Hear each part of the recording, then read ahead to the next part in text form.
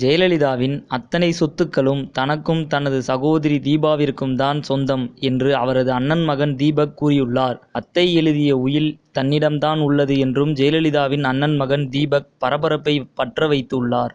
Chennai Poes garden பங்களா, சென்னை பாசன் காம்ப்ளக்ஸில் உள்ள 2 கட்டிடங்கள், சென்னை செயின்ட் மேரி சாலையில் உள்ள ஜெயலலிதா வீடு, கொடநாடு எஸ்டேட், ஐதராபாத்தில் உள்ள திராட்சை தோட்டம் உள்ளிட்ட 8 சொத்துக்கள் எனக்கு சொந்தம் என்று ஆங்கில சேனல் ஒன்றுக்கு பேட்டியளித்த தீபக் கூறியுள்ளது பரபரப்பை ஏற்படுத்தியுள்ளது. ஜெயலலிதாவின் மறைவுக்கு பிறகு இறுதிச் சடங்குகள் செய்த தீபக் ஊடக வெளிச்சத்திற்கு வந்தார். பிளவுபட்ட அதிமுகவில் சசிகலா அணிக்கு தான் ஆதரவு என்று தீபக் கூறினார்.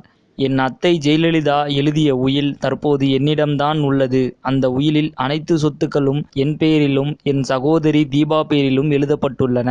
ஜெயலலிதாவின் மரணத்தில் தொடங்கி கொடநாடு காவலாளி கொலை, விஜயபாஸ்கர் நண்பர் மரணம் வரை எல்லாமே மர்மமாக உள்ளது.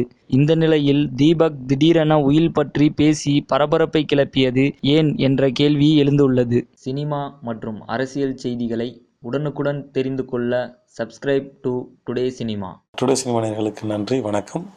Please subscribe to today cinema.